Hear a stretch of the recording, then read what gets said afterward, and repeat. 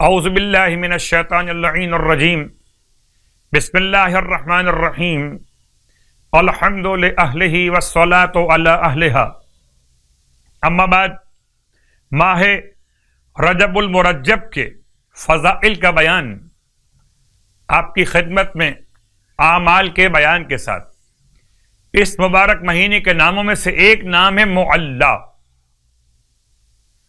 بعض نے اسے معلا پڑھا ہے. ایک عرش معلی، ایک کربلائے معلی، ایک قبرستان جنت المعلی.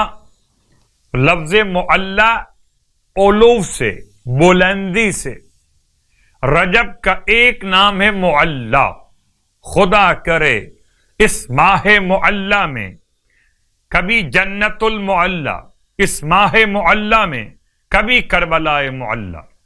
اس ماہ معلی کی برکت سے عرش معلی کے سائے میں خدا ہم سب کو جگہ اور سایہ عنایت فرمائے.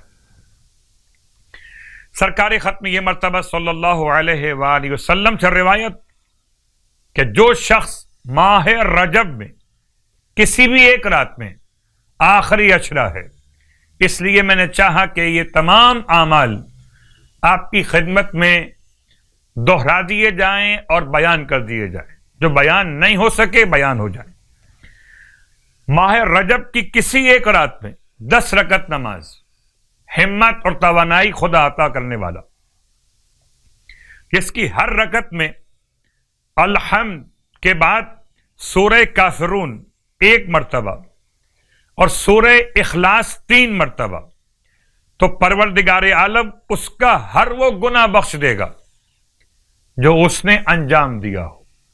یاد رکھیں، حقوق اللہ کا مسئلہ اور ہے، حقوق العباد کا مسئلہ اور ہے. بہن بھائی عزیز و قریب کا حق ادا کرنا ذمہ داری ہے.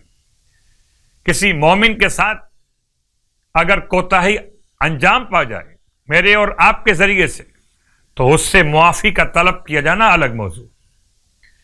اس نماز کا ثواب انسان کے گناہوں کی بخشش. اور آج کی رات کی مخصوص نماز یعنی کہ 23ویں شب کی نماز 2 رکعت، جس کی ہر رکعت میں الحمد کے بعد 5 مرتبہ سورہ مبارکہ والضحیٰ، جس کو اردو میں آپ والضحیٰ کہتے ہیں، دیکھ کے پڑھ لیجیے اگر زبانی یاد نہ ہو.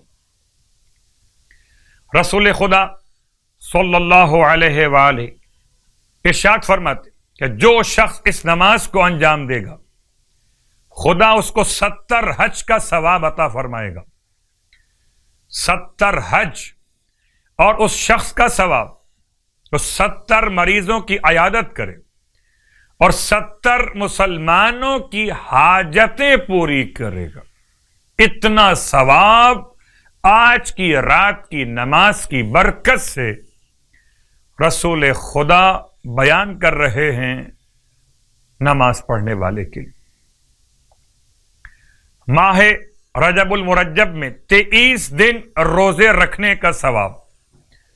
سرکار صلی اللہ علیہ وآلہ وسلم ارشاد فرماتے کہ جو رجب کے مہینے میں 23 دن روزے رکھے گا تو آسمان سے ندا بلند ہوگی، اے بندے خدا تو خوش قسمت ہے، تو نے زحمت کم اٹھائی ہے اور تجھے زیادہ نعمتوں سے نوازا گیا.